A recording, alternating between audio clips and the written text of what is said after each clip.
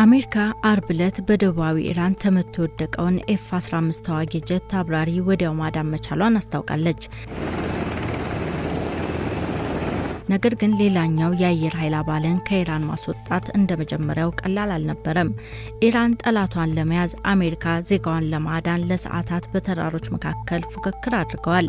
ለመሆኑ ይህ ውስብስብ ወታደራዊ ዘመቻ በምን መልኩ ተከናወነ? ጉዳዩ የሚጀምረው አርብ ዕለት ነው። የአሜሪካ F-15E ስትራይክ ኢግል የውጊያ ጀት በደቡባዊ ኢራን ተመቶ ይወድቃል። ከሁለት አስርት ዓመታት በላይ ባስቆጠረ ጊዜ ውስጥ አንድ የአሜሪካ ተዋጊ ጀት በጠላት ተመቶ ሲወድቅ ለመጀመሪያ ጊዜ ነበር። በጀቱ ውስጥ ሁለት የአየር ኃይል አባላት ነበሩ። አንደኛው አብራሪው ሲሆን ሌላኛው ደግሞ የጦር መሳሪያ መኮንኑ ነው። አውሮፕላኑ ሲመታ ሁለቱም ተስፈንጥረው መውጣት ችለዋል።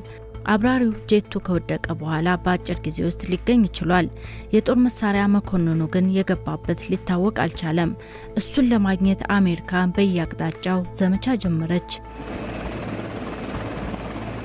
በጠላት ክልል ውስጥ ራሱን ያገኘው የአሜሪካው የአየር ኃይል አባል አደገኛ ሁኔታ ከፊቱ ገጥሞታል። ሽጉጥ ብቻ ነበር የያዘው።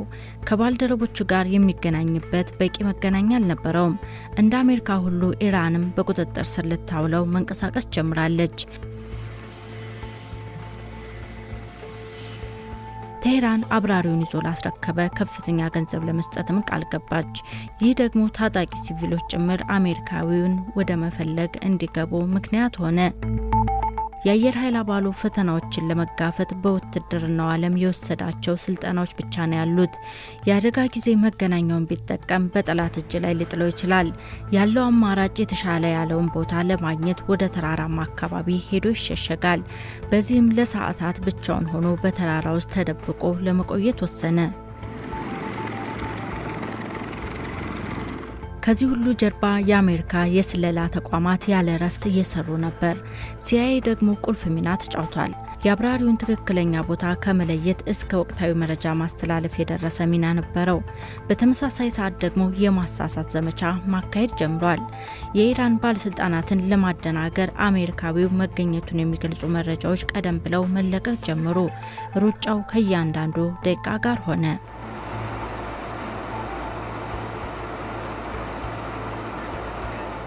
በፍጥነትም የአየር ኃይል አባሉን ወደ ማዳን ዘመቻ ተገባ። በደርዘን የሚቆጠሩ የአሜሪካ ልዩ ኃይል አባላት ተሰማሩ። የጦር አውሮፕላኖችና ሄሊኮፕተሮች ወደ ኢራን የአየር ክልል ገቡ። እንደ ዘገባዎች ከሆነ ወደ አብራሩ የሚጠጉ ጠላቶችን ለማራቅ የአየር ድብደባና ድሮኖች ጥቅም ላይ ውለዋል። ዘመቻው ትልቅ አደጋ የተጋረጠበት ነበር። ለዚህ ዘመቻ የወጡ አውሮፕላኖች ከጥቅም ውጭ ሆነዋል። በጠላት እጅ እንዳይወድቁ የተፈለጉ አውሮፕላኖች በአሜሪካ ወታደሮች ጭምር ወድመዋል።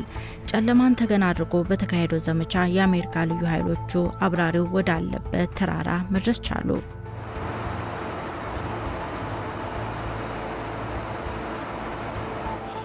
በአሜሪካ ሰዓት አቆጣጠር ቅዳሜ ምሽት ላይ ተልእኮው ተጠናቀቀ። የቆሰለው የአየር ኃይል ባልደረባ በሕይወት ተገኝቶ ለተሻለ ሕክምና ወደ ኩዌት ተወሰደ። ነገር ግን እስካሁን ማንነቱ ይፋ አልተደረገም። በዚህ ተልእኮ ላይ ግን ሁሉም አይስማማም።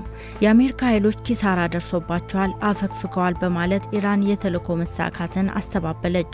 የአሜሪካ ባለስልጣናትም አንዳንድ ኪሳራዎች እንደገጠሟቸው ቢያምኑም ተልእኮ ግን ስኬታማ እንደነበር አጥብቀው እየተናገሩ ነው። ለወታደራዊ ተንታኞች ይህ አብራሪውን ለማግኘት የተካሄደው ዘመቻ የአሜሪካ ጦርን ኃያልነትና ያለበትንም ክፍተት ፍንትው አድርጎ አሳይቷል ብለዋል።